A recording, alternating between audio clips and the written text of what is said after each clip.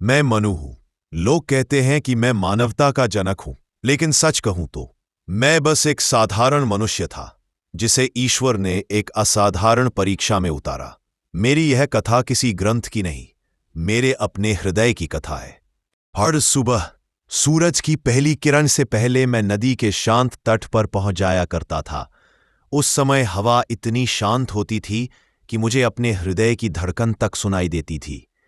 मैं वहीं बैठकर प्रार्थना करता, हे प्रभु, मुझे इतना सरल बनाओ कि मैं दुनिया के हर जीव में अपना ही प्रतिबिंब देख सकूं। मेरी शक्ति कोई चमत्कार नहीं थी, मेरी शक्ति थी दयालुता। एक दिन जब मैंने अपनी दोनों हथेलियां जोड़कर नदी का स्वच्छ जल उठाया, तो जल के साथ एक कांपती हुई छोटी मछली भी मेरी हथेली में आ गई। वह बहुत छोटी थी, लेकिन उसकी आवाज मानो किसी बच्चे की तरह डर से भरी। उसने मुझसे कहा, मनु, मुझे बचा लो, बड़ी मछलियां मुझे निगल जाएंगी। उस पल मैंने उसके भीतर जीवन की नन्ही सी लौ देखी। मैंने कहा, आज से तुम मेरी जिम्मेदारी हो। मैंने उसे एक लोटे में रखा। कुछ दिन बाद वह लोटे में नहीं समाई। फिर मैंने उसे कुंभ में रखा, फिर तालाब में और फिर झील में।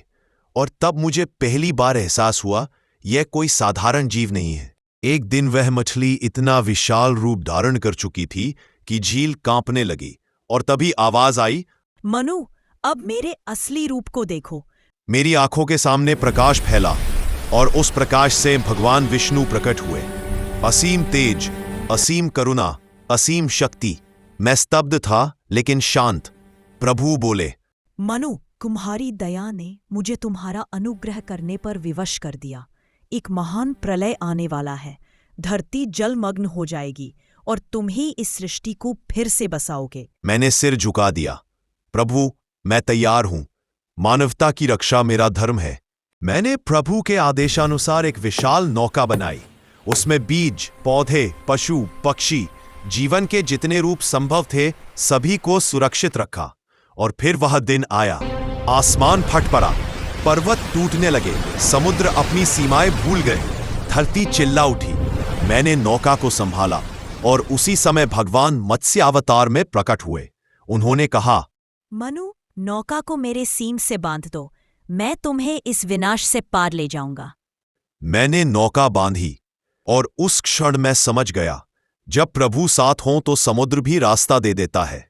असंख्य दिनों की यात्रा के बाद जब जल उतरने लगा, भगवान ने मुझे एक ऊंचे पर्वत पर उतारा। सूरज की पहली किरण पेड़ों पर पड़ी तो सुनहरी चमक फैली। ऐसा लगा मानो पृथ्वी फिर से जन्म ले रही है। प्रभु बोले, मनु, अब यह धरती तुम्हारी है। इसे प्रेम, धर्म और करुणा से फिर से सजाना।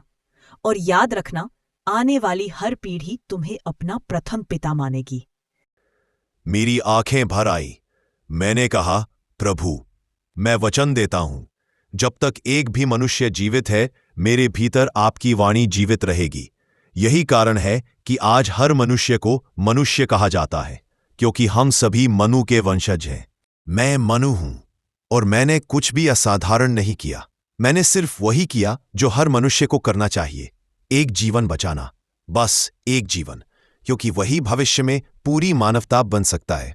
मानवता का अर्थ सिर्फ खुद के लिए जीना नहीं है, यह दूसरों की पीड़ा महसूस करना, जरूरतमंद की मदद करना और सभी जीवों के साथ करुणा रखना है।